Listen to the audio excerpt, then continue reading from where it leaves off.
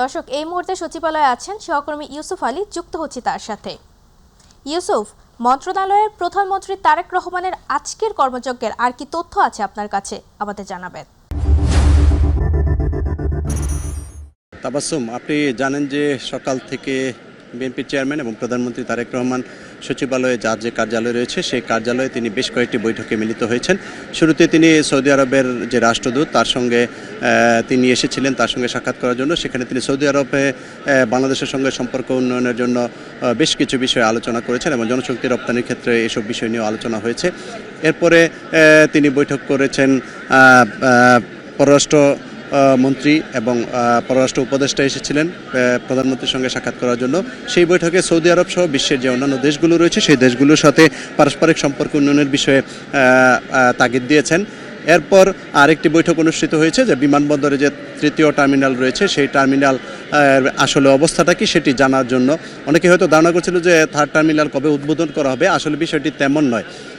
মানে ফ্যাসিস্টদের রেখে যাওয়া যে অবস্থাটা সেই বিষয়টা আজকে প্রধানমন্ত্রী এবং মন্ত্রিপরিষদের সদস্যরা অবগত হয়েছেন এবং এটি দ্রুত চালু করার বিষয়ে কী উদ্যোগ নেওয়া যায় সে বিষয়ে কথা হয়েছে বলে আমাদেরকে জানিয়েছেন প্রধানমন্ত্রী পররাষ্ট্র বিষয়ক উপদেষ্টা হুমায়ুন কবির।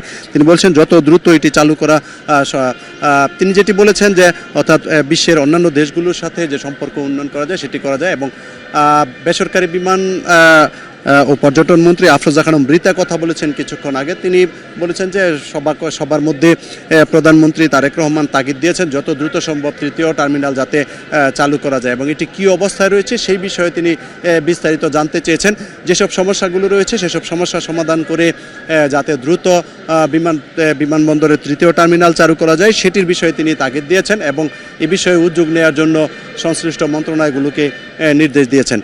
এরপরে যে বৈঠকটি অনুষ্ঠিত হয়েছে সুস্বাস্থ্যের বাংলাদেশ গঠন করার জন্য একটি বৈঠক অনুষ্ঠিত হয়েছে এবং বিভিন্ন মন্ত্রীরা এখানে প্রধানমন্ত্রীর সঙ্গে সাক্ষাৎ করতে এসেছেন। এর মধ্যে স্থানীয় সরকার মন্ত্রী এবং বিএনপির মহাসচিব মির্জা ফখরুল ইসলাম আলমগীর, আইনমন্ত্রী এবং স্বরাষ্ট্রমন্ত্রী সালাউদ্দিন আহমেদ সহ এখানে প্রধানমন্ত্রীর উপদেষ্টা মির্জা আব্বাস এবং নজরুল ইসলাম খান এই বৈঠকে অংশগ্রহণ করেছেন। এই বৈঠক শেষে আসলে জানা যাবে যে বৈঠক প্রায় শেষ পর্যায়ে, বৈঠক শেষে আসলে জানা যাবে যে কোন কোন বিষয় নিয়ে কথা হয়েছে। তাবাসসুম, এই ছিল সচিবালয় থেকে আমার কাছে সবশেষ তথ্য। ইউসুফ, আপনাকে ধন্যবাদ।